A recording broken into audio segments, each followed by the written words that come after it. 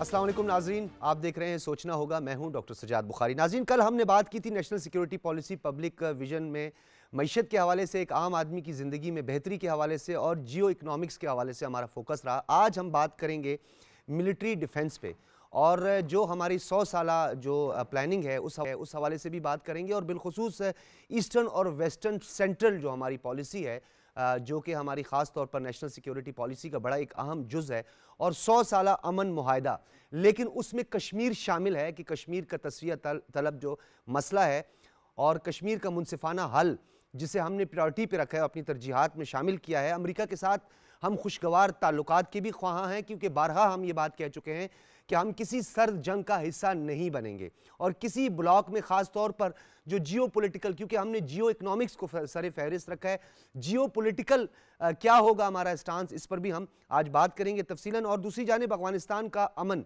पाकिस्तान की सिक्योरिटी के लिए कितना अहम है, ये जो नेशनल सिक्योरिटी पॉलिसी है और इसका जो पब्लिक विजन है, इस पर हम आज बात करेंगे कि क्या कंपैरेटिवली पूरी दुनिया में जहां डेमोक्रेटिक स्टेट्स हैं और जो अपनी सॉवरेनिटी की बात करती हैं, क्या उनकी भी सिक्योरिटी पॉलिसी हमारी सिक्योरिटी पॉलिसी मुशाबित रखती है और असरे हाजिर के तकाज़ों से क्या ये सिक्योरिटी पॉलिसी हम आंग है या नहीं है, इस पर भी बात करेंगे।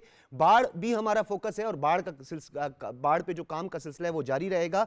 कुछ एरियाज़ में कुछ प्रॉब्लम है और नेगोशिएशन का अमल जारी है, वो भी मुकम्मल हो जाएगा। दूसरी जानिब भारत के साथ ट्रेड के हवाले से, लेकिन हिंदुत्व बहुत बड़ा ख़तरा है, बहुत बड़ा चैलेंज है इस खित्ते के लिए और किसी भी वक्त हिंदुत्व और ये जो आरएसएस है, ये कोई ना कोई ऐसी हरकत कर सकता है खित्ते में या सरहद पर जिससे बिगाड़ पैदा हो सकता है। तो उसके लिए मुकम्मल तौर पर न्यूक्लियर पॉलिसी जो है उसमें किसी किस्म की कोई तब्दीली नहीं होगी। न्यूक्लियर डिटरेंस जो है वो भी हमारी तरजीहात में शामिल है। दूसरी जानिब जो लसानी बुनियादों पर सेक्टेरियन वायलेंस है उसके ख़िलाफ़ भी जो इंटेलिजेंस बेस्ड ऑपरेशन है और एक मौसर कार्रवाई का सिलसिला जारी रहेगा। और दूसरी जानिब हाइब्रिड जंग को मुनज़्ज़म तरीके से काउंटर करना पड़ेगा और उसके लिए भी हिकमत अमली तैयार हो गई है। सालाना तो इस पर असर नौ जो भी हुकूमत होगी वो इसको रिवाइज कर सकती है, लेकिन माहाना इसकी रिपोर्ट जो है वो पेश की जाएगी और एक कंटिन्यूटी और एक कंसिस्टेंट ये पॉलिसी होगी जिस पे काम किया जाएगा। लेकिन इसके बहुत सारे इक़्तिबासात हैं जिसे हम गाए बगाए अपने शो में इसका जिक्र करते रहेंगे। काफ़ी तवील इस पर डिस्कशन हो सकती है, डिबेट हो सकती है।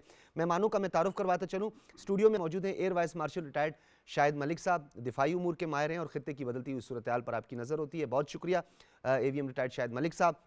हमारे साथ मौजूद हैं नजमुस साकिब साहब, फॉर्मर एम्बेसडर हैं, किसी तारुफ के मोहताज नहीं, हमारे शो को 4 चांद भी लगाते हैं। पाकिस्तान के ये पहले सिविलियन हैं जिन्होंने मास्टर की डिग्री हासिल की है NDU से national security and war studies में। तो बहुत शुक्रिया नजमुस साकिब साहब, आपकी भी तशरीफ़ आवरी का। सिक्योरिटी पॉलिसी के हवाले से आपसे ख़ास तौर पर बात करेंगे। चौधरी खादिम अली मांडला साहब हमारे साथ मौजूद हैं, सीनियर तज्ज़ियाकार हैं, टू द पॉइंट बात करते हैं और लगी लिपटी बातों से इज्तनाब करते हैं। हमारे लिए भी बहुत कुछ सीखने को भी मिलता है, ख़ास तौर पर इनका जो तज्ज़िया होता है। चौधरी खादिम अली मांडला साहब, आपका भी बहुत बहुत शुक्रिया। और डॉक्टर शाज़िया चीमा ने हमें चेक रिपब्लिक से ज्वाइन किया है वीडियो लिंक के ज़रिए और आप बैनुल अक़वामी उमूर की माहिर हैं और आपने इस हवाले से पहले भी लिखा आपने इस नेशनल सिक्योरिटी पॉलिसी को मुरतब होने से पहले भी आपने इस पे आर्टिकल्स लिखे, जिस तरह नजमुस साकिब साहब ने। और मुझे तो कहीं ऐसा लगता है कि नजमुस साकिब साहब के आर्टिकल्स और डॉक्टर शाज़िया के जो आर्टिकल्स हैं वो हमारी नेशनल सिक्योरिटी पॉलिसी से काफ़ी मुशाबित रखते हैं। वही इक़्तिबासात हमें अब नज़र भी आए, वो जो 55 सफ़ात है ख़ास तौर पर, उसमें ये बड़े बड़े अहम नुकात हैं जो आप लोग इसका पहले से जिक्र कर चुके। डॉक्टर शाज़िया, आपका भी बहुत शुक्रिया। AVM साहब, सबसे पहले ये बताइएगा, हमारी national security policy in the history of Pakistan first time, implementation is the most important factor. हमेशा ये हुआ है, हमारी मुख्तलिफ पॉलिसीज़ मुख्तलिफ सेक्टर्स में हमने काम किया है। इम्प्लीमेंटेशंस के लिए जिन स्टेक होल्डर्स का तयन किया गया उसमें सहाफ़ी बरादरी को भी बिल्कुल शामिल किया गया, थिंक टैंक्स हमारे शामिल थे, मुसल्लह अफवाज के सरबराहान उसमें शामिल थे, इंटेलिजेंस इनपुट भी उसमें सब था। इसकी इम्प्लीमेंटेशन कैसे होगी? डॉक्टर साहब बहुत शुक्रिया।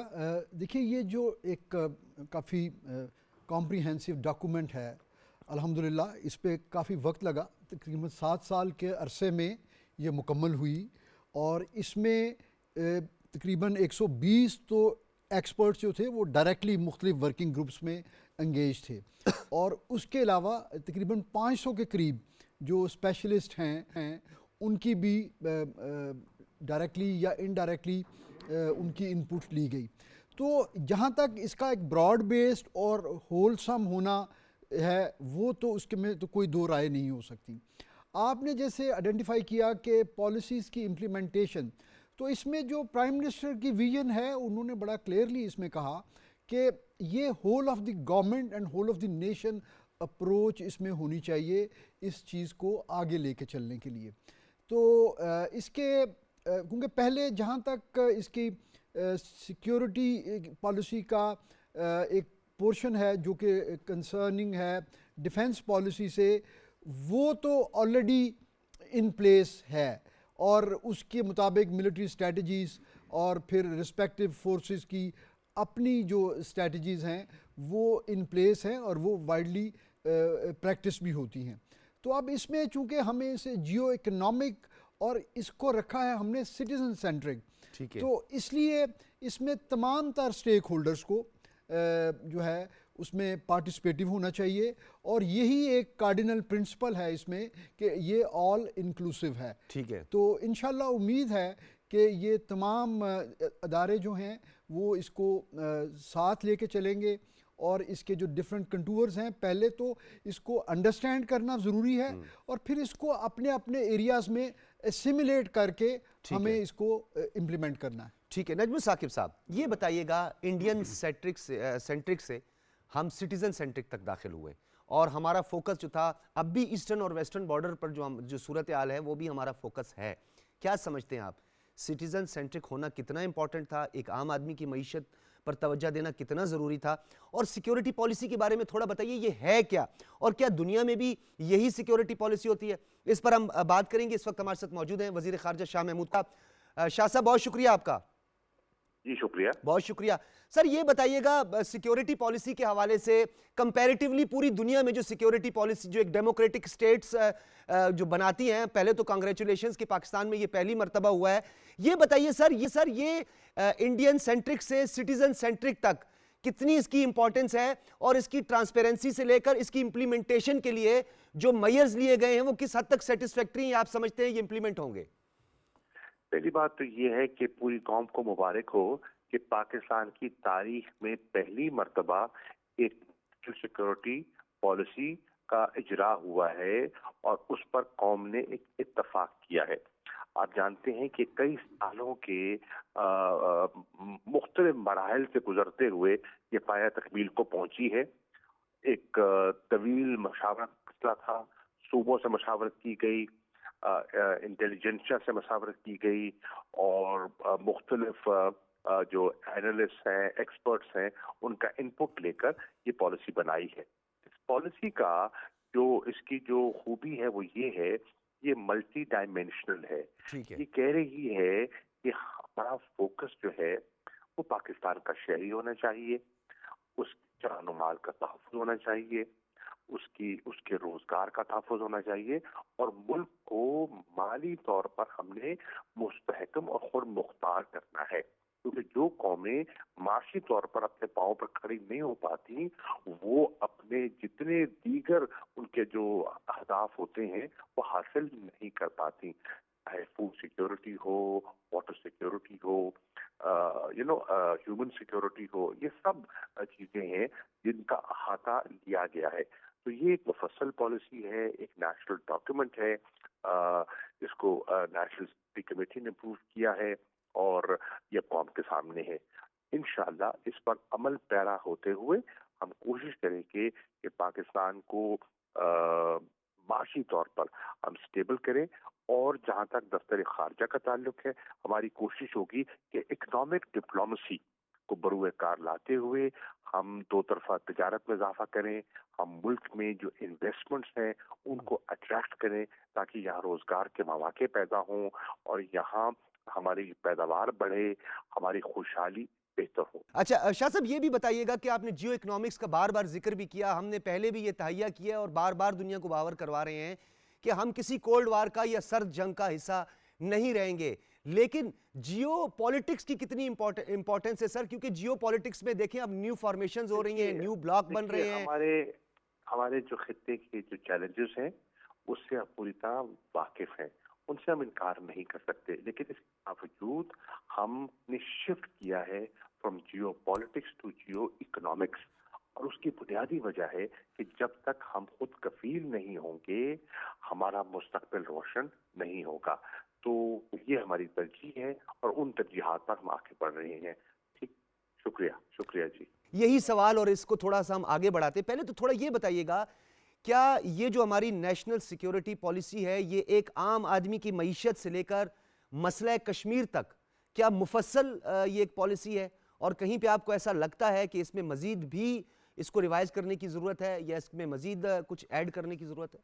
डॉक्टर साहब शुक्रिया, पीटीवी का शुक्रिया। देखिए 50 के करीब 48-50 के करीब सफ़ात इसके सामने आए हैं और इतने ही तकरीबन हमारे पास मौजूद नहीं हैं। इसमें सबसे पहले देखने की बात यह है कि इसमें क्या है और नंबर 2 क्या नहीं है। अभी आपने सबसे पहले इम्प्लीमेंटेशन की बात की, सबसे पहले तो उस पर जिक्र करते हैं और फिर आते हैं कि ये यानी जियो पॉलिटिक्स और जियो इकोनॉमिक्स के बाद एक और चीज़ जियो स्ट्रेटेजिक भी होती है, उस पर भी बात करते हैं।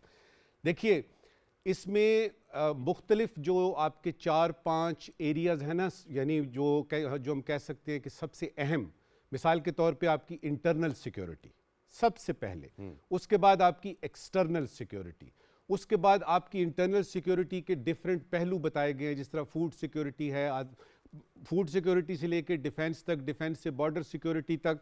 अब इसमें तालीम भी आती है, सेहत भी आती है, इकोनॉमिक्स भी आती है, ज्योग्राफी भी आती है, हिस्ट्री भी आती है, सारा कुछ इसमें है।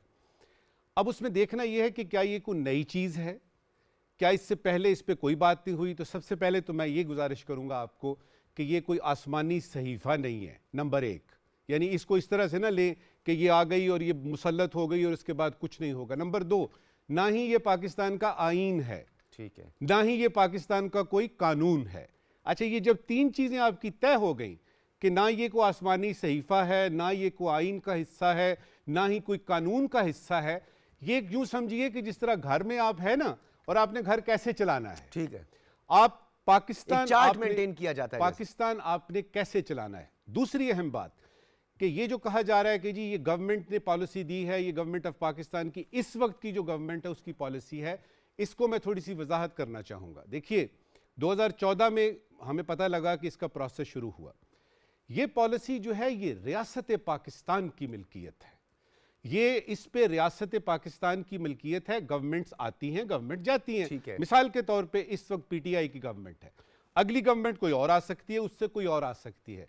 इसीलिए इन्होंने ये किया कि हर साल इसका रिव्यू होगा। नंबर 2, इसमें एक और अहम बात है कि ये 5 साल के लिए है, यानी 5 साल की मुद्दत के बाद इसको ना सिर्फ रिव्यू किया जाएगा बल्कि रीडू भी किया जा सकता है। ठीक है। अच्छा, ये सारी वजाहत करने के बाद अब इसमें क्या नहीं है उसको जानने के लिए सबसे ज्यादा जरूरी है कि जब कोई पॉलिसी आती है, दुनिया भर में इस तरह की पॉलिसीज आती रहती हैं, उसके बाद एक स्ट्रेटजी पेपर इशू होता है।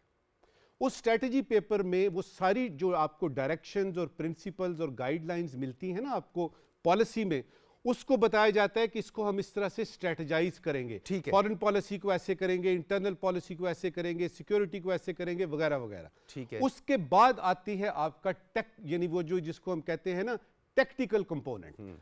टेक्टिकल कंपोनेंट का मतलब यह है कि जब आपने पॉलिसी बना ली, आपने उसकी स्ट्रेटजाइज कर लिया, अब यह देखना है कि तमाम मिनिस्ट्रीज जो आपके गवर्नमेंट के इदारे हैं वो इसको किस तरह से अपनी अपनी मिनिस्ट्री के रिसोर्स कंस्ट्रेंट्स को लेके इसको कैसे आगे बढ़ाते हैं। एक छोटी सी मिसाल देते हैं आप। ठीक है। शाह महमूद साहब ने अभी बताया कि फॉरेन पॉलिसी का जहां तक ताल्लुक है तो उसमें इकोनॉमिक डिप्लोमेसी। अब इकोनॉमिक डिप्लोमेसी 35 साल मैंने फॉरेन सर्विस में गुजारे हैं और 35 साल से ही इकोनॉमिक डिप्लोमेसी हमारे दिलों में मौजूद थी और हमें पता था कि हमने इन्वेस्टमेंट्स लेके आनी है, हमने जनरेट करने हैं, यानी जॉइंट वेंचर्स वगैरह वगैरह। अब इसमें और इसमें क्या फ़र्क है? इसमें यह है कि इसको आपने एम्फेसाइज किया है। ठीक है। मैंने जब इस सिक्योरिटी पॉलिसी का जो मेरे सामने पढ़ी है, जब मैंने पूरा पढ़ा और फॉरेन पॉलिसी का ख़ास तौर पे, तो मैंने देखा कि फॉरेन पॉलिसी में से फॉरेन का लफ्ज़ निकाल दिया गया है और पॉलिसी का भी लफ्ज़ निकाल दिया गया है। सिर्फ और सिर्फ इकोनॉमिक्स है, ट्रेड है, एक्सपोर्ट्स कैसे बढ़ानी है। अच्छा, इसके और भी कुछ नुकात है जिसपे मैं बात करूंगा। डॉक्टर शाजिया, मैं आपकी तरफ आऊंगा, अगर तो कोई आप नजमुल साकिब साहब को रिस्पॉन्ड करना चाहें तो जरूर कीजिएगा। ये बताएगा आबी वसाइल, फूड सिक्योरिटी, हमारी कैपेसिटी बिल्डिंग, स्ट्रक्चरल रिफॉर्म्स, ये तो एक बहुत वास्ट सब्जेक्ट है। इस पे तो बहुत काम करने की ज़रूरत है। 5 साल भले हो, इस पे तो 50 साल भी हमें लग सकते हैं। इसे रिवाइज किया जा सकता है, असर हाज़िर के तकाज़ों से हम आंग किया जा सकता है। लेकिन मेरा सवाल जियो इकोनॉमिक्स के साथ साथ जियो पॉलिटिकल कितना इंपॉर्टेंट है, क्योंकि हमने कह तो दिया है कि हम जियो पॉलिटिक्स से ज़रा दूर रहेंगे और हमारे लिए हमारी सॉवरेनिटी, हमारी इकोनॉमिक सॉवरेनिटी, जो कि बदकिस्मती से फाइनेंशियल इंस्टीट्यूशन के हाथों, बदकिस्मती से ही हम ये कहेंगे कि कॉम्प्रोमाइज्ड हुई है, तो हम सॉवरेन नहीं हैं अपनी इकोनॉमी में। क्या समझती हैं आप, हमारे जो पैरामीटर्स हैं, जो इनके अंदर नुकात हैं, इक्तबासात हैं, उसके अंदर आप समझती हैं कि मजीद भी कुछ ऐड किया जा सकता है? डॉक्टर साहब, ये जो हम ख़ास तौर पे इस प्रोग्राम में बहुत दफ़ा ये बात कर चुके हुए हैं, आपके साथ ही ये डिस्कशन हो चुकी हुई है कि अब दुनिया जो है वो यूनिपोलर नहीं है और ये मल्टीपोलर है, और ये क्लीशे हम बहुत दफ़ा इसको दोहरा चुके हुए हैं। बेसिकली इसमें एज सच कुछ नया नहीं है। एक तो डॉक्टर साकिब साहब की बात को मैं रीइंफोर्स करूँगी कि ये कोई नई चीज़ नहीं है, ये इससे बहुत पहले बन जाना चाहिए था। ये एक फ्रेमवर्क है, ये एक प्लान है। एक स्कूल टीचर के पास भी एक लेसन प्लान होता है, जब वो क्लास में जाती है तो उसने अपने मिनट्स प्लान किए हुए होते हैं, मिनट्स ऑफ द मीटिंग होते हैं। तो ये बेसिकली एक मुल्क को चलाने के लिए का एक प्लान है, और इसको किताबी शक्ल में बहुत पहले आ जाना चाहिए था। चूँकि हमारे जो स्टेट पिलर्स हैं वो ऑलरेडी ऑटो मोड पे हैं, हमारी जुडिशरी, हमारी ब्यूरोक्रेसी, हमारी फॉरेन सर्विसेज जो हैं वो ऑलरेडी ये सब काम कर रहे होते हैं। इसमें एज सच कुछ नया नहीं है।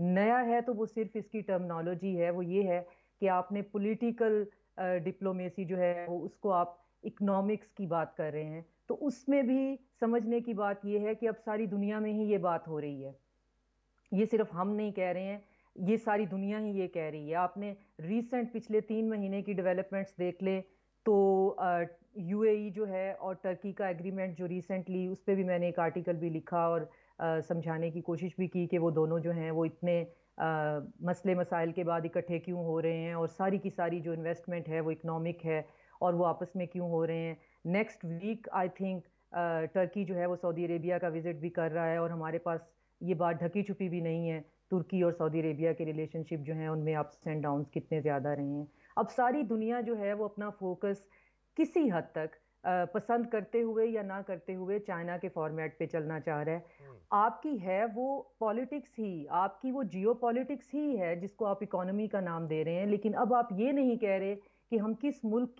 के अलाय बन के, किसकी अलायंस में हम कहाँ पे जा रहे हैं, या हम किसकी अलायंस में अपनी फॉरेन पॉलिसी को मुरतब करेंगे।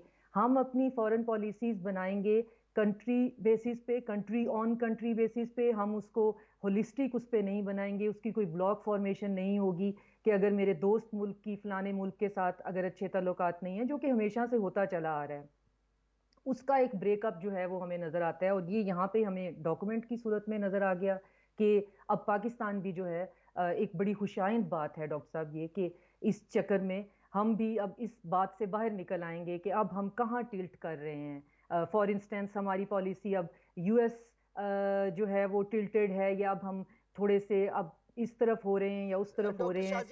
एक इसमें बड़ा अहम नुक्ता जियो पॉलिटिक्स के हवाले से जो आप बात कर रही थी, ये बताइएगा, जियो पॉलिटिक्स में बेल्ट एंड रोड, ये तो ऑलरेडी एक जियो पॉलिटिकल ही है, और ऑलरेडी ये इसमें अभी प्राइम मिनिस्टर साहब भी 5 फरवरी को जा रहे हैं, चाइना का जो है विजिट करने जा रहे हैं, और उसके बाद ये जो बेल्ट एंड रोड है और ये कनेक्टिविटी है, ये है तो एक इकोनॉमिक हम इनकलाब कह सकते हैं, माशी इनकलाब, लेकिन है तो ये जियो पॉलिटिक्स ही है। डॉक्टर साहब ये भी लिंग्विस्टिक गेम है, बिल्कुल जियोपॉलिटिकल है। आप इसको इकोनॉमिक डिप्लोमेसी का नाम भी दे सकते हैं, और बल्कि अब मैं इसके ऊपर थोड़ा सा और भी एम्फेसाइज करना चाहूँगी कि एक चीज़ जो बहुत लैक करती है वो हमारी कल्चरल डिप्लोमेसी है। तो ये तो आप डिप्लोमेसीज तो आप जितनी इसके साथ फिर ऐड करते जाएंगे, ये एक जियोपॉलिटिकल प्रोजेक्ट है जिसके के इकोनॉमिक्स इसके साथ डायरेक्टली इन्वॉल्व है। आप इकोनॉमिक डिप्लोमेसी करें, आप इसके साथ कल्चरल डिप्लोमेसी करें, आप सॉफ्ट डिप्लोमेसी करें, आप इसको कितना एक्सपेंड करना चाहते हैं। बात वही है कि अब हमने कान यहाँ की बजाय थोड़ा सा यहाँ से पकड़ना शुरू किया। उसकी वजह यह है कि सारी दुनिया ऐसा ही कर रही है। अब जियो पॉलिटिक्स की टर्म जो है वो थोड़ी सी आपको सीन से हटी हुई नजर आएगी, और इकोनॉमिक्स की बेस पे हम एक दूसरे के साथ ताल्लुकात बनाएंगे। तो जब हम इकोनॉमिक्स की बेस पे बनाएंगे तो फिर हम हिचकिचाएंगे नहीं, थोड़े से ईरान के से हिसाब से भी कुछ लेन देन करते हुए हम हिचकिचाएंगे नहीं, कुछ इंडिया के साथ भी लेन देन करते हुए। तो अब वो जो हमारे ऊपर एक साइड पे जो मैंने नाम लिया, वहाँ पे कहीं से हमें दोस्त मुल्क ममालिक की तरफ से प्रेशर आ सकता हो सकेगा, तो हम नहीं हिचकिचाएंगे कि जी हमने तो एक फ्रेमवर्क बनाया है, अब हमारी जियो पॉलिटिक्स की टर्म हम नहीं यूज कर रहे हैं, हमने उसकी सेमियोटिक चेंज कर दी ठीक है। है डॉक्टर अब साहब, हम मैं आता हूं आपके पास, क्योंकि इस पे मैंने कहा कि बहुत डिबेट होगी और इस पर आगे प्रोग्राम्स में भी हम आपको और जो हमारे यहाँ पे जो पैनल है इसको हम आगे भी मदू करते रहेंगे। मांडला साहब, हाइब्रिड वार के हवाले से हम बात करते हैं हमेशा, लेकिन हमने एक और सेंट्रिक और सेंट्रल पॉइंट जो है जिसे हमने इग्नोर नहीं किया, और वो हमने हिंदुत्व, जिसको इस खित्ते के अमन के लिए सबसे बड़ा खतरा करार दिया है। तो उसके लिए एक मुनज़्ज़म हिकमत अमली को लाजमी करार दिया गया है, क्या कहेंगे आप? बिस्मिल्लाहिर्रहमानिर्रहीम। बहुत शुक्रिया डॉक्टर साहब। सबसे पहले तो जो कौमी सलामती पॉलिसी का इजरा किया हुकूमत पाकिस्तान ने और तमाम स्टेक होल्डर ने मिलकर, तो मेरा ख्याल है जिस तरह साकब साहब ने, डॉक्टर साहब ने भी कहा कि इसमें कोई नई चीज़ नहीं है। उसकी वजह ये है कि हर काम के लिए हुकूमत के पास हर मिनिस्ट्री है। अगर डिफेंस को देखना है तो डिफेंस मिनिस्ट्री है, अगर फूड एंड सिक्योरिटी को देखते हैं तो उसके लिए मिनिस्ट्री है, अगर हेल्थ का मसला है तो हेल्थ की मिनिस्ट्री है, एजुकेशन की बात करते हैं तो एजुकेशन की मिनिस्ट्री है, अगर आप ख़जाने की बात करते हैं तो ख़जाने की मिनिस्ट्री है। मिनिस्ट्री ये सब थी, लेकिन मैं ये समझता हूँ कि 73-74 साल के बाद इस हुकूमत को एहसास हुआ कि कोई अदारा जो है वो काम नहीं कर रहा था। अगर ये काम कर रहे होते तो इस पॉलिसी को तश्कील देने की जरूरत ना पड़ती। हर वक्त प्राइम मिनिस्टर ने कल भी ये बात कही कि जब मैंने रेगुलेटर्स को बुलाया और बुला के उनको कहा भाई आप अपना काम नहीं कर रहे जो आपके जिम्मे है, तो उन्होंने कहा जनाब हमारे ऊपर 900 केसेस हैं, स्टे ऑर्डर हैं, हमें रोक दिया गया है काम करने से। जब रोका गया तो किन्होंने रोका, कैसे रोका? सारी दुनिया बेबस, कवानीन सारे मौजूद है कि जो कातिल है उसको कहाँ होना चाहिए? जेल में, दहशतगर्द को जेल में, जो मनी लॉन्डरर है उसको जेल में। लेकिन जब सारे ही खुले हैं तो मेरा ख्याल है ये एहसास हुआ, और इसीलिए उन्होंने महाना इनपुट जो रखी है कि इस पॉलिसी के ऊपर प्रॉपर अमल हो। कोई नई चीज़ नहीं है। तो जहाँ तक आपने कश्मीर, इंडिया, हदुतवा की बात की है, तो मेरा ख्याल है कि जहाँ तक पाकिस्तान का तल्लक है, हमने शुरू दिन से अमन की पॉलिसी को जो है ना वो आगे बढ़ावा दिया है। हमारे ऊपर हमारे जो पड़ोसी हैं, बदबख्ती से ये कहा जाता है कि जो हिंदुत्व आरएसएस का जो है वो नजरिया लेके चल रहे हैं। हर बार आप 71 की बात देख ले कि वहां भी उन्होंने अपना रोल प्ले किया और उसका इकरार किया पूरी दुनिया के सामने। अभी भी इसके बाद आप 1965 को देख ले, वहां भी इन्होंने अपना किया। ये सारा अभी जब देख 27 फरवरी के पहले जो सारा कुछ करते हैं, तो अभी जो अहले ऐलान वहाँ ऐलान कर रहे हैं, जो कन्वेंशनल हुआ है इनका इंतहा पसंद हिंदुओं का, तो उसने वाजे कहा जो इस्लाम के खिलाफ उनकी दुश्मनी और हुकूमत का उनको आशीर्वाद हासिल है। हमारी गवर्नमेंट ने ये जो पॉलिसी बनाई है, इस पॉलिसी में नुक्ता अव्वल के ऊपर जो है ना कश्मीर को भी रखा है, और इनके करतूतों को सामने रखते हुए इनको भी जो है ना इनसे गाफिल नहीं हुए, वो सामने है हमारे, और हम गाफिल हो भी नहीं सकते क्योंकि ये हमारे नजरिए में शामिल है, हमारे असूलों में शामिल। बिल्कुल ठीक है। एवीएम साहब, जिस तरह खादिम अली मांडला ने भी कहा कि हमारा फोकस है, हम नाज नहीं कर सकते हिंदुत्व और ये आरएसएस और ये बजरंग दल और शिवसेना, जिस तरीके से एक ढोंग है इनका पूरे हिंदुस्तान के अंदर। अभी भी आपने वीडियो रिसेंटली देखी है कि मसाजिद जहाँ पर बड़े बड़े इज्तिमा होते हैं और जुम्मे का खुतबा होता है, वहाँ पर अब आकर इन्होंने जो है वो हिंदू जो है वो वहाँ पर आकर अपनी शादियाने और पता नहीं क्या उन्होंने शुरू कर दिया। चलें, ये तो एक अलग सब्जेक्ट है। स्टेक होल्डर्स का तयन हमारा एक बहुत बड़ी खामी रही है माजी में, ये हमें इस चीज़ को एक्सेप्ट करना चाहिए। चाहे अफगानिस्तान के हवाले से लेकर हम बात करें, अफगानिस्तान के अंदर भी हमने जो स्टेक होल्डर्स के हवाले से जो बात की वो बड़ी अहम बात की कि तयन सही नहीं हुआ। इस मरतबा बहुत अच्छा किया गया कि हमारे इंटेलिजेंशिया, हमारे थिंक टैंक्स, हमारे जर्नलिस्ट, इन सब का इनपुट लिया गया, सबको इकट्ठा किया गया। पार्लियामेंट के हवाले से सवाल हुआ कि पार्लियामेंटेरियन और लेजिस्लेटर्स, इनका इनपुट कितना ज़रूरी था, और पार्लियामेंट को ऑन बोर्ड लेना और इस पूरे मशावरती अमल में और इस पॉलिसी को मुरतब करने में पार्लियामेंटेरियंस क्यों नहीं है? देखिए जी, पार्लियामेंटेरियंस को किसी भी कानून बनाने में तो यकीनन उनको होना चाहिए, डिबेट्स में भी, लेकिन इसमें बहुत सारे ऐसे वर्किंग ग्रुप्स थे जिसमें जो रेलेवेंट स्टेक होल्डर्स हैं उनकी सियासी वाबस्तगी से बालातर होकर उनको इंक्लूड किया गया। और इसी के साथ मैं ये एक चीज़ हाईलाइट करना चाहूँगा कि इसमें फॉरेन पॉलिसी को या जियो पॉलिटिक्स को एक्सक्लूड नहीं किया गया।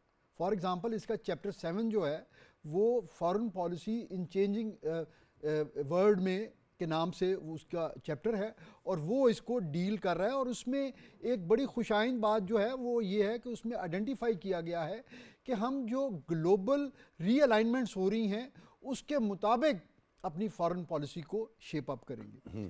और इसी तरह हमें कोई भी सिर्फ इसमें प्रायोरिटाइजेशन का फ़र्क है। जैसे डॉक्टर शाजिया ने कहा कि आजकल की दुनिया में ये जो जियो इकोनॉमिक्स जो है ये एक बज़वर्ड है, तो थोड़ी सी प्रायोरिटाइजेशन का फ़र्क है। अदरवाइज़ ये सारी चीज़ें किसी न किसी हैयत में और किसी न किसी तरीके से ये ऑलरेडी हो भी रही होती हैं और ये मौजूद भी हैं। मैं एक एग्ज़ाम्पल देना चाहूँगा। हमने पिछली गवर्नमेंट में एक नेशनल एक्शन प्लान बनाया और मैं ख़ुद भी अपने जो ऑफिशियल कैपेसिटी में उसका एक हिस्सा था और उसके 20 एक्शन पॉइंट्स थे, 21 नुकात थे। यू आर राइट, बिल्कुल जी। लेकिन अनफॉर्चुनेटली जो उस वक्त की इन्वायरमेंट में जो सिक्योरिटी सेंट्रिक चीज़ें थी और जो उस वक्त इंटरनल सिक्योरिटी के अदारे थे और मुसल्लह फ़ौज थी, उन्होंने तो अपने अपने एरियाज में वो चीज़ें इम्प्लीमेंट कर और दी। 12 पॉइंट्स इसमें ऑलरेडी शामिल हैं जी, वो 12 पॉइंट लेकिन- जितना मैंने स्टडी किया उसमें 12 पॉइंट शामिल है। इवन सेक्टेरियन वायलेंस के हवाले से भी बात थी उसमें। लेकिन डॉक्टर साहब उस वक्त हुआ ये कि जो चीज़ें जैसे मेन स्ट्रीमिंग थी मदरसों की, एजुकेशन पॉलिसी, बहुत सारी चीज़ें जो कि सिविल गवर्नमेंट ने करना थी, वो उसके ऊपर हम इसका बड़ा जो है ना इसकी पब्लिसिटी तो बहुत होती रही और बस ये समझ लिया गया कि जी हमने नेशनल एक्शन प्लान बना के हमने अपना फ़र्ज़ पूरा कर दिया है और अब ये ऑटो मोड में चलती रहेगी। ये ऐसे नहीं होता। पॉलिसीज़ तो एक जनरल फ्रेमवर्क या एक डायरेक्शन देती हैं, उसकी इम्प्लीमेंटेशन जो है उसको बड़ी मैक्रो और माइक्रो लेवल मैनेजमेंट चाहिए होती है। और वो जैसे हमारे साथियों ने बात की कि इसके लिए अदारे मौजूद हैं, लेकिन उनकी एफिकेसी को, उनकी आउटपुट को और उसकी आपस में इंटीग्रेशन को जो है हमें मॉनिटर करने की ज़रूरत है। और ये एक ऑनगोइंग प्रोसेस है, इसका हुकूमत से या किसी पॉलिटिकल गवर्नमेंट के ऑफिस में होने का कोई ताल्लुक नहीं है। ये एक रियासत की रिक्वायरमेंट है और उसके जितने अदारे हैं उनको चाहिए कि वो इसको इम्प्लीमेंटेशन को parliamentarian legislators are also part of state sir. जी बिल्कुल, उनको भी अपना रोल इसमें अदा करना चाहिए। और मेरा ख्याल है कि इसको एक ओपन डिबेट होनी चाहिए। अगर उनकी तरफ से कोई ऐसी वैलिड इनपुट है वो जो समझते हैं कि इसमें एक्सक्लूडेड है, उसको इसमें शामिल होना चाहिए। ठीक है। अच्छा, इसमें नजमुल साकिब साहब एक और बड़ा पहलू है, सवालात हैं, क्योंकि हम इस पे गाए बगाए बहुत तवील डिस्कशन करेंगे। आज भी हमारे जो कंटेंट हेड उससे बात हो रही थी कि इनके इक़्तबासात ऐसे हैं कि इस पे बहुत तवील डिस्कशन हो सकती है, इस पे बात हो सकती है। आप जैसे माहिरीन, आप जैसे लोग जिन्होंने सिक्योरिटी एंड वॉर स्टडीज़ को पढ़ा हुआ है, आप बहुत अच्छे तरीके से समझते हैं। अब आ जाती है इस पूरी पॉलिसी के आगे एक सुपरमेसी, चाहे आप यूएस सुपरमेसी कहें, सुपर पावर सुपरमेसी कहें, आप वाइट सुपरमेसी कहें या आप डॉलर सुपरमेसी कहें, कहीं ना कहीं आकर हमारे लिए एक ना एक अंडू का एक ऑप्शन आ जाता है बहुत सारी चीज़ों पे। जैसे हमारे नेशनल एक्शन प्लान के साथ क्या कुछ हुआ, फिर हमें कूदना पड़ा, एक ऐसी वार में कूदना पड़ा जिसका हमें खमियाजा भुगतना पड़ा, 70,000 लोगों की हमने कुर्बानी दे दी। किस तरह हम टेकल करेंगे, क्योंकि हमारी जो डोमेस्टिक पॉलिसीज़ हैं, जो हमारे इंटरनल इश्यूज़ हैं, वो कहीं ना कहीं आकर डिपेंडेंट हो जाते हैं सुपरमेसी और सुपर पावर की सुपरमेसी में। और ये कोई नई बात नहीं है डॉक्टर साहब, बी ये कोई अचंभे की बात भी नहीं है। देखिए, अगर आप दरिया में छलांग लगाते हैं ना, तो गीला तो आपने होना है, अब आपको तैरना सीखना है। नंबर 2 कि अगर आपके मुल्क में आपका अवाम, जो आपकी जो अवाम है, जो ये 22 करोड़ लोग हैं, उनको आपने ये तसल्ली दे दी कि ये पॉलिसी जो बनी है ये वाकयातन सिटीजन सेंट्रिक है और उसको सही तरह से बताया गया। देखिए, अचानक चाइना नहीं बन गया था, उसने कोई सिक्योरिटी पॉलिसी नहीं बनाई थी। वहाँ पे ये है कि आपको जो इक़्तिदार में लोग हैं उनको ये तसल्ली दिलानी है अपने अवाम को कि हम आपके लिए काम कर रहे हैं।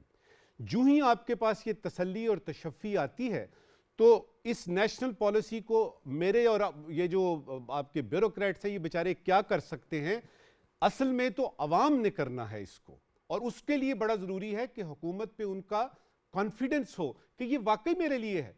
जब आपको ये पता लगेगा कि ये ट्रैफिक सिग्नल जो लगाए गए हैं ये मेरी हिफाजत के लिए हैं, तो आप उस पर अमल करेंगे। बिल्कुल। अगर आपने ट्रैफिक सिग्नल लगा दिए बगैर ये देखे हुए कि भाई क्यों लगाए हैं, किसके लिए लगाए हैं, और ज़बरदस्ती लगाए हैं, तो फिर अवाम रिस्पॉन्स नहीं करती। इसीलिए जितने भी मुल्कों में आज तक सिक्योरिटी स्ट्रेटजी या सिक्योरिटी पॉलिसी बनी है उसमें एक लफ्ज़ इस्तेमाल होता है रिस्पॉन्सिवनेस का। हाँ। आपने उसका रिस्पॉन्स भी देखना है। बॉटम लाइन पे ये लिखा है कि कोई भी दुनिया की पॉलिसी, चाहे वो आप हमारी ये वाली पॉलिसी हो सिक्योरिटी, दुनिया की कोई भी पॉलिसी चल नहीं सकती जब तक आपके पास गुड गवर्नेंस नहीं है। अब ये जो गुड गवर्नेंस है, हमारे कान पक गए हैं ये सुन सुन के कि पाकिस्तान में गुड गवर्नेंस नहीं है। आपने सबसे पहले इस सिक्योरिटी पॉलिसी की, जिसकी इंप्लीमेंटेशन की आपने शुरू में बात की थी ना कि ये कैसे होगी, ये इंप्लीमेंटेशन करने के लिए आपको गुड गवर्नर्स चाहिए, हर मिनिस्ट्री में चाहिए। और उनको ये नहीं है कि हर महीने आपने एक रिपोर्ट ली। हम अंग्रेजी लिखने के बड़े माहिर हैं, मुझे आप कह दीजिए दुनिया की कोई भी चीज दे दीजिए, मैं ऐसी आप और डॉक्टर शाजिया तो ज्यादा बड़ी अच्छा बोलते भी हैं खूबसूरत और लिखते भी हैं। बड़ी खूबसूरत अंग्रेजी में मैं बता दूंगा कि जी ये हुआ, ये इसलिए नहीं हुआ, और ये जस्टिफिकेशन है। अब नहीं चलेगा ये, अब ये अंग्रेजियां नहीं चलेंगी, अब आपको वाकई काम करना है। और उसकी वजह यह है कि अगर आप खित्ते के हालात देखें या आप दुनिया के हालात देखें, इंटरनेशनली आप सीन देखें, उसमें कोई माँ बच्चे के रोने पे बोल नहीं रही। उसमें ना कोई माँ है ना कोई बच्चा है, आपने अपने आप को खुद संभालना है। और बॉटम लाइन में मैं फिर से कहूंगा, गुड गवर्नेंस है, वो गुड गवर्नेंस आपने कर ली तो इस सिक्योरिटी पॉलिसी को मैं आपको यकीन दिलाता हूं पढ़ने की भी जरूरत नहीं। 5 साल का आपने वक्त का कहा ना नजमुल साकिब साहब, 5 साल। 5 साल तो फिर तक मैंने पार्लियामेंटेरियंस का जिक्र किया, साथ में मैं एक और चीज भी ऐड कर देता हूं यहाँ जी, without reforms, without structural reform, without institutional reforms, without judiciary reforms, electoral reforms, good governance के तो ये पैरामीटर्स हैं, ये तो बड़े अहम उसके जुज हैं। उसमें अकाउंटेबिलिटी भी है, उसमें ट्रांसपेरेंसी भी है, ये सारा कुछ गुड गवर्नेंस में आता है। और हम अगर ये बहस है ना, जियो इकोनॉमिक्स, जियो पॉलिटिक्स, जियो स्ट्रेटेजिक, ये रिसर्चर्स का काम है।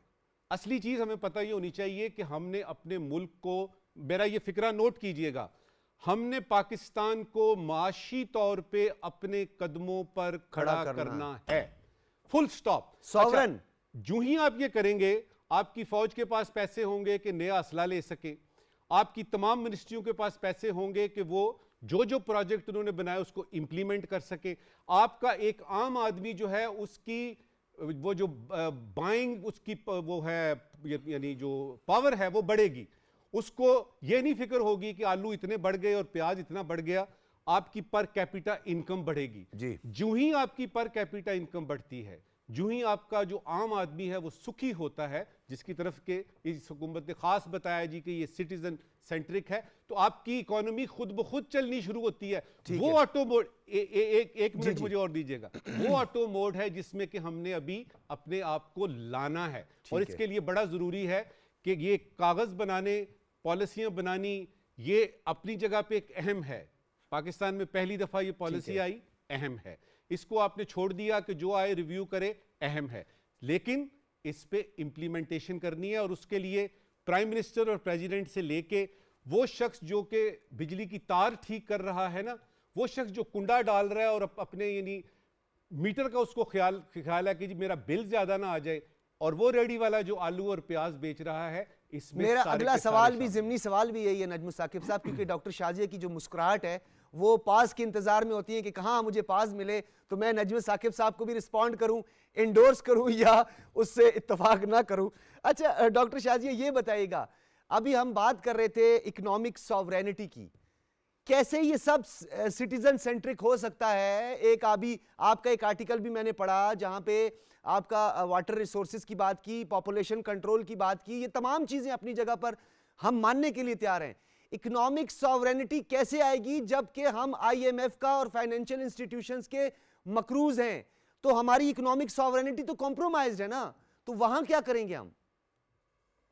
अब डॉक्टर साहब, मेरा नजमुल साकिब साहब को एंडोर्स करना भी एक क्लीशे बन के है कि हर दफ़ा जो है वो ऐसा ही होता है, अब इत्तेफाक हो जाता है कि जो वो कह रहे होते हैं उसके साथ मैं 100% एग्री वो कर सारे रही होती अल्फाज हूँ। ये पहले से कह देते हैं आप लोगों के, मेरे ख्याल में पहले से कोई होता है, मुखा होता है आप लोग। बस कुछ ऐसा ही है। इनकी बात के दरमियान में एक मेरे मेरे जहन में अपने ज़ाती तजर्बात जो हैं वो कुछ आ रहे हैं। हम बात ये कर रहे हैं कि जी इकोनॉमिक डिपेंडेंस जो है वो ख़त्म करें और हम पॉलिसीज़ जो हैं उनकी इम्प्लीमेंटेशन करें। तो यहाँ पे यूरोप में जितनी एम्बेसीज़ के साथ जितने भी हैं जान पहचान या एम्बेसडर साहबान के साथ, तो वहाँ मैं अगर मुझे 5 मिनट भी मिलते हैं तो मैं अपनी तकरीर शुरू कर देती हूँ कि हमें कल्चरल डिप्लोमेसी करनी चाहिए एंड योर एक्सीलेंसी हमें ये करना चाहिए, हमें वो करना चाहिए। तो मुझे उसके बाद उसकी सॉफ्ट डिप्लोमेटिक टोन में यही जवाब मिलता है कि मैम हमारे पास बजट नहीं है। तो अगर हमारे यहाँ पे एम्बेसीज के पास जो है, अब आई डोंट नो उनका कितना बजट होता है, लेकिन अगर वो यहाँ पे रोटेशन पे कोई गैदरिंग करके, कोई कल्चरल फेस्टिवल करके, कोई कल्चरल वैसे ही कुछ बुलाकर अपना कुछ बता के किसी का सुन के, अगर एक कप चाय के लिए भी बजटिंग जो है वो बहुत कंट्रोल्ड है, तो हम यहाँ पे बहुत ही किताबी बातें कर रहे हैं। मैं नजमुल साकिब साहब से 100% एग्री करती हूँ कि ये सिर्फ एक किताब है, इसको एक सहीफा समझ के आपने रखना है जैसे हमें आदत है, तो वो एक और बात है। अगर इस पे इम्प्लीमेंट करना है तो फिर बहुत ग्रास रूट लेवल पे जाके करना पड़ेगा, जो कि मैंने इससे पहले, इसके आने से पहले बता दिया था कि आप सबसे पहले तो ये बताएं कि आप 5 साल की ये पॉलिसी बता रहे हैं, आपको आइडिया है कि 5 साल तक आपकी पॉपुलेशन ग्रोथ क्या होगी। और अगर आपको नंबर ऑफ इंडिविजुअल ही आपके पास रफ स्टेटिस्टिक ही नहीं है, तो आप किसकी फूड सिक्योरिटी और किसकी वाटर सिक्योरिटी की बात कर रहे हैं, और कहाँ पे आप किस अनएम्प्लॉयमेंट और किस आप इन्फ्लेशन कंट्रोल की बात कर रहे हैं। ये सारी चीज़ें को रिलेटेड हैं और ये सारे वही डिनोमिनेटर हैं जिनको हम इग्नोर करके सिर्फ बड़ी बड़ी बातें अंग्रेजी में जितनी हमसे करवा ली जाएं, लिखवा ली जाएं, वो हम लिख कर तो उनको पेश कर देते हैं। बात यह है कि हमारी पॉपुलेशन कहाँ जा रही है और हम उसको कंट्रोल कैसे कर रहे हैं। अगर हम उसे कंट्रोल कर पा रहे हैं तो किस तरह से, और अगर नहीं कर पा रहे तो फिर हमारे फ्यूचर प्लान्स क्या हैं। पानी का मसला हमारा क्या है और हमारे पास पानी का अगले 5 साल में क्या मसला होने वाला है और हम कैसे सिक्योर कर रहे हैं। क्या हम यहाँ पे मसाइल की, आपके और मेरे मसाइल की बात कर रहे हैं, हम तो किसी ना किसी तरीके से कुछ ना कुछ मैनेज कर ही लेंगे। तो वो बंदा जिसके पास बेसिक नेसेसिटीज नहीं है, जिसके पास रोटी नहीं है, घर नहीं है, मकान नहीं है, कपड़ा नहीं है, दवाई के पैसे नहीं है, वो उसको हम क्या सिक्योर कर रहे हैं, उसके लिए हम लॉ एंड ऑर्डर कहाँ से सिक्योर कर रहे हैं और कैसे सिक्योर कर रहे हैं। ये सारी बातें जब तक आप इनका फ्रेमवर्क नहीं बनाएंगे तो बड़ी बड़ी टर्मिनोलॉजी तो यहाँ बैठ कर हम घंटों के हिसाब से बोलते रहेंगे। हम यहाँ पे दुनिया जहान के मसले मसाइल जो हैं वो हल कर सकते हैं सिर्फ लफ्जों के साथ, सिर्फ बातें करके। तो लेकिन बात आ लफ्जों का जाती बड़ा है असर होता है, हमारे फॉरेन ऑफिस तक पहुंचते हैं ये सारी डिटेल्स और काफ़ी इंप्लीमेंटेशन भी होती है। डॉक्टर शाजिया, आप आ जाएं चेक रिपब्लिक से तो फिर हम आपको बहुत सारी तफसीलात बताएंगे। तो इसकी इसकी सबसे बहुत खुशाइंद बात है अगर ऐसा होता है, लेकिन डॉक्टर साहब ये बातें बहुत सब्र आजमा हैं, इन पे बहुत ऑनेस्टी के साथ काम करना है। जैसे इस पॉलिसी के 4 पिलर्स जो हैं वो मैंने समझे हैं, जो कि इन्होंने जिनके ऊपर ये पूरी की पूरी सिक्योरिटी पॉलिसी आपकी बेस कर रही है, वो है सेफ्टी, सिक्योरिटी, डिग्निटी और प्रॉस्पेरिटी। आप इन चारों चीज़ों को कैसे इंश्योर करेंगे, सेफ्टी को, सिक्योरिटी को, डिग्निटी और प्रॉस्पेरिटी को, और किस किस एंगल से, किन किन डायमेंशन से करेंगे। तो ये इन इन सब पे काम होने की ज़रूरत है। एक मैं मांडला साहब की बात से इत्तेफाक ना करते हुए, उन्होंने कहा कि हमारे जो है वो सिस्टम जो है वो काम नहीं करता। मेरा ये ख्याल है कि हमारी हुकूमतें आती जाती रहती हैं, हमारा सिस्टम ऑटो पे होता है, वो बेसिकली काम कर रहा होता है, उसको फ़र्क नहीं पड़ता। हमारे जो बेसिक पिलर्स हैं वो काम किए चले जा रहे होते हैं और वो अब भी काम करते ही जाएंगे अनटिल एंड अनलेस के उनके ऊपर कहीं से कोई फॉरेन प्रेशर किसी तरह का नहीं आएगा। तो वो थोड़ा सा अपनी पटड़ी से हटते हुए महसूस होते हैं जब उनको उनकी काम में किसी किस्म की कंफ्यूजन को पैदा किया जाता है। वरना एज सच ऐसा है नहीं, ये मुल्क के खुदादाद जो है ये ऑटो पे चले जा रहा है और उम्मीद है कि अगले रहती दुनिया तक ये चलता ही जाएगा। लेकिन आप इन किताबी इस मोटी सी किताब में आप डिग्निटी और प्रॉस्पेरिटी और एक आम बंदे की सिक्योरिटी और सेफ्टी को मेंटेन करेंगे और उसको इकोनॉमिक एश्योरेंस देंगे डोमेस्टिकली। ये थोड़ा सा अभी कोई दूर की कौड़ी की बात जो है वो फिलहाल मुझे लग रही है, लेकिन अच्छी बात है कि एटलीस्ट हम इन चीज़ों को डिस्कस तो कर रहे हैं। अब इनको मेंटेन कैसे करेंगे, इसका क्या मेजरिंग प्लान होगा, इसकी इम्प्लीमेंटेशन स्ट्रेटजीज क्या होंगी, वो एक बिल्कुल डिफरेंट डिबेट है। ठीक है। चौधरी खादिम अली मांडला साहब, 90% हमने बॉर्डर पे काम किया, हमने फेंसिंग की है और बड़े खूबसूरत अंदाज से फेंसिंग की है। कहीं छोटा, कुछ एरियाज़ ऐसे हैं 90% से ज़्यादा तो हम काम कर चुके हैं। फोकस है हमारा इस वक्त बॉर्डर्स पे, ईस्टर्न और वेस्टर्न बॉर्डर हमारा फोकस है। कितने ख़तरात हमें लाहक हैं अब तक? जो सूरत हाल, जो डेवलपमेंट हुई है, हमें कम से कम वेस्टर्न बॉर्डर पर तो कुछ देखने में आया है कि हालात कुछ साजगार हुए हैं जब से वहाँ पे एक ऐसी गवर्नमेंट आई है जो कि इस खित्ते के अमन के लिए बात करती है, पाकिस्तान में किसी किस्म की मदाखलत या अफ़गानिस्तान की सरजमीन इस्तेमाल ना होने का दावा और वादा भी करती है। लेकिन ईस्टर्न बॉर्डर पर अब भी सूरत हाल ऐसी है कि उसके लिए हमें गैर मामूली फ़ैसले करने होंगे, और ख़ास तौर पर पॉलिटिकल ऑब्जेक्टिव और इलेक्टोरल ऑब्जेक्टिव के लिए हमारा पड़ोसी मुल्क इस वक्त तो हिंदू राज है, वहाँ पे तो हिंदुत्व तो हमेशा ख़तरा रहेगा। और बिलखुसूस इंतखाबात से कबल, चाहे वो फॉल्स फ्लैग ऑपरेशन की सूरत में हो, जाली कोई सर्जिकल स्ट्राइक की सूरत में हो, हाइब्रिड वॉर को मजीद शिद्दत के साथ बढ़ाना हो, ये तमाम चीज़ें भी हमारी नेशनल सिक्योरिटी पॉलिसी का हिस्सा हैं। देखिए डॉक्टर साहब, जिस तरीके से आपने पहले फेंसिंग के ऊपर बात कर लेते हैं कि फेंसिंग तकरीबन 90% से अबव जो है वो हम कंप्लीट कर चुके हैं, और उसके ऊपर हमारे DGI-SPR ने बहुत ब्रीफली बताया कि इसमें हमारे बहुत से जवानों का जो है शहीदों का खून जो है शामिल है, और इंशाअल्लाह ताला ये कंप्लीट होगी और कायम रहेगी।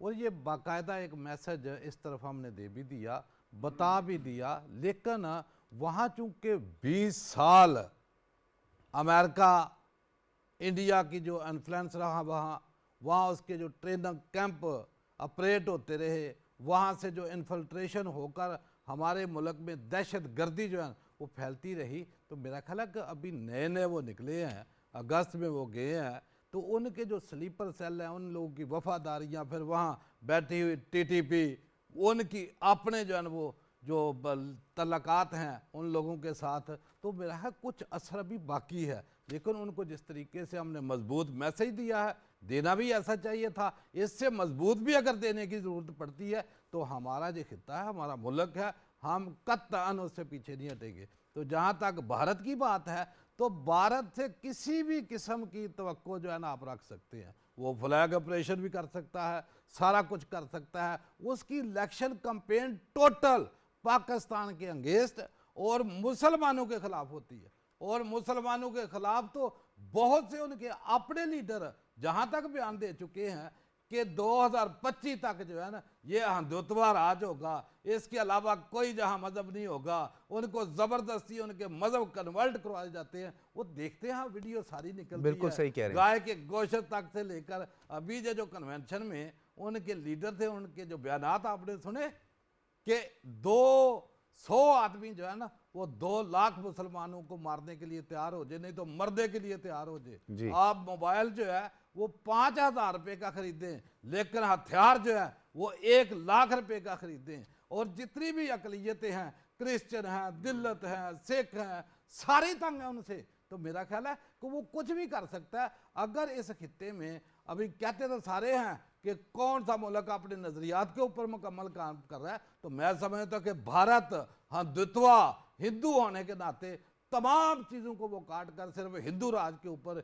हिंदू नजरिए के ऊपर काम कर रहा है, RSS के ऊपर काम कर रहा है। बाकी पूरे खित्ते में कोई नहीं, सारे नॉर्मलाइज हो जाते हैं, किसी को याद नहीं रहता हम कितने हैं। अभी ये अरब ममालिक देख लें, वो किस तरफ जा रहे हैं, लेकिन वहाँ हिंदू है कि वो इस चीज़ को जो है ना वो परवान चढ़ा रहा है। और पूरी दुनिया को पता है, अभी जो है ना ये इसकी जो जेनोसाइड वाच की रिपोर्ट आई है, तो उन्होंने भी सारे पोल खोल दिए हैं, सारी रिपोर्टें हैं, सारे सफीर और दुनिया के बड़े हैं उनके भारत के अंदर, सारा कुछ देखते हैं, बताते भी अपने अपने ममालिक में हैं, लेकिन तमाम की आंखें बंद हैं। उसकी वजह यह है कि जब सबसे बड़े की आंख बंद होती है, अमेरिका बहादुर की, तो उसके साथ दूसरे जो है वैसे ही बंद कर लेते हैं। बहुत शुक्रिया चौधरी खादिम अली मांडला साहब हमारे साथ मौजूद थे, AVM रिटायर्ड एजाज साहब हमारे साथ मौजूद थे, एक्सीलेंसी नजमुल साकिब साहब हमारे साथ मौजूद थे, डॉक्टर शाजिया चीमा साहबा ने खुसूसी तौर पर हमें चेक रिपब्लिक से ज्वाइन किया था। आपका भी बहुत शुक्रिया, तमाम हजरात का बहुत शुक्रिया। एक बात मांडला साहब की बात को मैं थोड़ा सा आगे बढ़ाते हुए, क्योंकि अब हम कंक्लूड करने जा रहे हैं, तो ये हमारे एक कंसिस्टेंट एक प्रोग्राम का ये हमारा कंटेंट रहता है और इस पर हम बात करते हैं, क्योंकि खित्ते को जो ख़तरात हैं उसका जिक्र करना भी ज़रूरी है। यहाँ एक हमारे एक पैनलिस्ट थे पाकिस्तान के, उन्होंने एक टॉक शो में इंडियन एक पैनलिस्ट के साथ गुफ्तगू के दौरान उन्होंने वो कहा कि जी गोबर जो है बड़ा पवित्र है, तो फिर उन्होंने जो जवाब दिया वो बहुत सारे लोगों ने सुना भी होगा। तो जहाँ पे क्राइटेरिया ये हो, हालात ऐसे हों कि गलाज़त और गंदगी को पवित्र समझा जाए, तो फिर कुछ भी आप उससे तवक्को रख सकते हैं, किसी तरह के हालात की भी आप तवक्को रख सकते हैं। खित्ते को जो ख़तरात और जो चैलेंजेस हैं इस पर हम बात करते रहेंगे, और जो हमारे मोहतरम और हमारे अच्छा पैनल है और जो पैनलिस्ट हैं इनको गाए बगाए हम मधु करते रहेंगे। बहुत शुक्रिया वंस अगेन आप तमाम हज़रात का। इजाज़त दीजिए, अल्लाह हाफिज़।